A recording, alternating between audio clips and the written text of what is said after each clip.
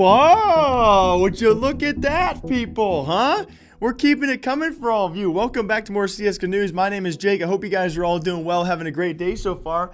I just actually saw this for the second time. And what do you guys think? Leave a comment down below. What do you think? We keep on trying to, change things and finalize things, and hopefully it looks a little bit better for all of you guys. But as always, I hope you guys all enjoy. All of today's stories will be timestamped down below. The first one, we say a sad farewell to yet another person this week. Of course, Edward now is going to the Winstrike roster for the remainder of 2019. He was on Navi for, what seemed to be nearly 10 years in that organization, which is insane. And now we say a farewell and a sad goodbye to Pronax from the official competitive CSGO scene after what was an incredible run, and historically speaking, one of the better IGLs we will ever see in Counter-Strike history, the most winningest when it comes to majors of all IGLs in Counter-Strike history. So a farewell to him, but I will say for all of you guys, from what I've heard so far, he is certainly not stepping away completely from the esports scene. He should have some sort of project. I highly expect he'll continue on in the esports scene as well. So we say goodbye from him competitively, but I think he will stick around luckily enough, and hopefully going to have some sort of organization or some sort of project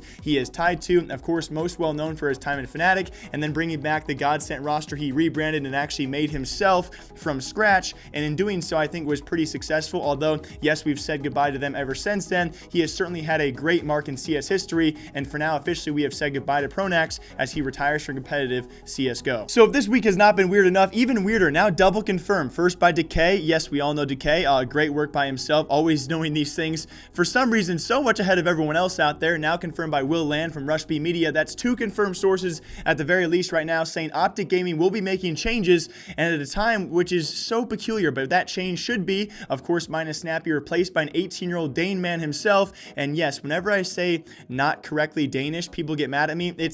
I do it on purpose, okay, guys? He's from the Dane land. He's a Dane man himself. Apparently 18 years old, that being Tesses, and I know I mispronounced that. So for all of you Danish viewers, please let me know how to pronounce that, because we might need to know this guy's name in the future. Apparently mostly known around that Danish scene, or around the smaller portion of that, but apparently could be a pretty good improvement, and I'm not going to argue this one. You guys know my stance on OpTic Gaming currently. They have really not been anywhere near sufficient over the past 2 years with Snappy in this lineup, so I'm always promised, and I'm always looking forward to a change like this when it's definitely been coming for quite some time. And with that being said, yes, OpTic Gaming has had sparks here and there. With this roster, they still have such good potential, and so I do not mind this change whatsoever. It should be minus Snappy, and of course plus Tesses.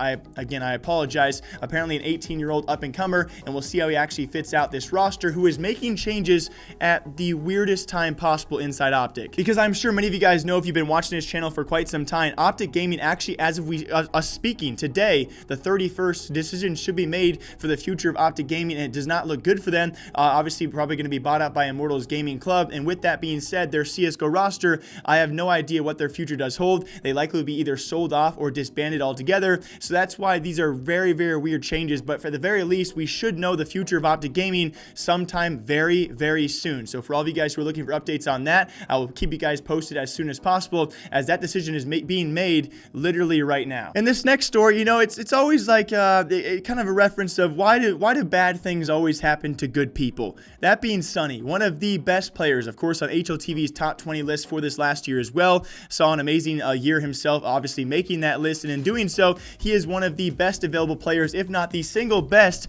available player currently in Counter-Strike as we slowly approach our next major. And I'm always curious what you guys have to say in the comment section down below, because we always have such a wide variety of opinions as to where this guy can go. Of course, when you look at the first two teams in the world right now, they're not going to be making changes, that being Astralis and Liquid. And you look towards players like, or teams like Mouse Sports, they've already had some pretty decent success with their new roster, so obviously probably not going to be going back there for Sunny. You look at teams like ENCE, they've been doing very, very well as of late, so is he going to be picked up by them? I would say probably not, because especially when we talk about Dreamhack Masters Dallas up next for the stories, they're doing very well there, so probably not going to be going there. Then you have Big Clan, potentially, I think that's probably the highest potential, but they've also acquired Dennis as of very, very recently. Then you look at, of course, teams like FaZe, they just acquired Neo. All of these teams who could be picking up Sunny, they don't necessarily need Sunny. Sunny, and they're kind of not necessarily doing that well, but at the same time, they've made recent changes, and so it makes me wonder, what do you guys think? Where the heck is Sunny gonna go? So then I turn my eyes toward maybe a team like Cloud9, right? A team like Cloud9 is definitely a team you would expect to make changes right before the major, because that just seems what they want to do. They love making roster changes,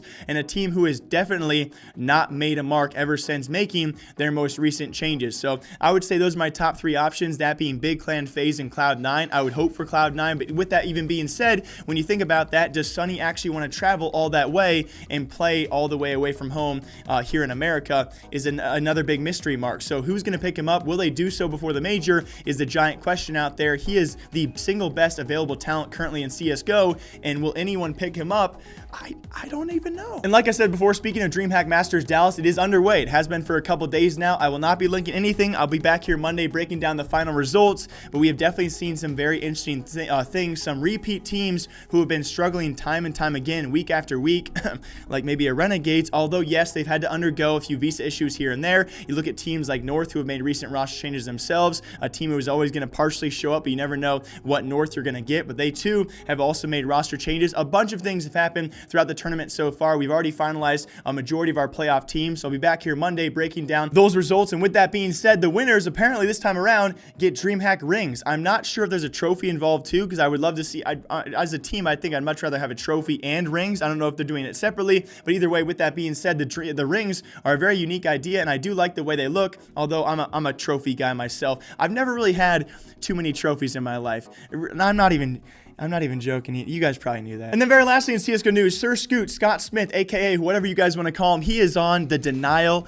attack. I respect this guy so much. I talked about him on last episode. If you guys have no idea who Denial is, they've actually formally bought out a lot of rosters out there under a new owner, which I've talked about many times on this channel. They are I don't want to say, I want to be careful with this. They are a notoriously scummy organization with their past owner and even their new owner. Several allegations about them right now. I've already made episodes on this before, so I don't want to rediscuss all of it going on currently, but they actually bought out a roster from South America, that being the Jaguar roster, who was an ESL Pro League team as well from South America. Apparently, Scott Smith knows things that we do not know about the contracts they are under, the pay that they are being paid, and it is very, very not good, I would say. And with that being said, I talked about him last episode. If you guys did miss it, Scott Smith stepped in to pay for Jaguar, or now they're under the Denial brand, the Denial CSGO roster. He is paying for their boot camp in Brazil before the minor qualifier. A great, great deed. And with him now saying this, guys, he wants them out of esports entirely, which kind of provokes me to think that he must be knowing things that we do not know about the contracts they have signed all of their teams under. They have a Call of Duty team, a PUBG team, a CSGO team, and a lot of other things as well. So maybe Scott knows things we do not, but he is calling for the complete exit of Denial, the release of all of their players under contract. My first thought about this was maybe, just maybe, not all of the Denial players want out of their contracts. You know, a lot of these players probably like being paid, but Scott Smith must know something. He is now on the Denial attack, and I will keep you guys posted on what Denial is going to do in esports, and if they should even be in esports. But as always, thank you all for watching. It's been an insane week. Like, it's actually been a crazy, crazy week of just general esports news, and I think a lot of you guys have been enjoying the CSGO content and even some of my esports content, which just makes me very happy. I hope you guys have a very good weekend, a very safe weekend. By the next time I see you guys, we could be breaking 30K subs, and I just want to thank you all very much. I've been thanking you guys all week because it does mean a lot to me. With that being said, if you guys want to stop by later today, we'll have more esports news. We have our podcast episode number 4 coming out. It should be very fun. And with that being said, enjoy yourselves, guys. I'll see you back here Sunday or Monday, breaking down more CSGO news and other esports drama out there. Until then, take care of yourselves. Goodbye.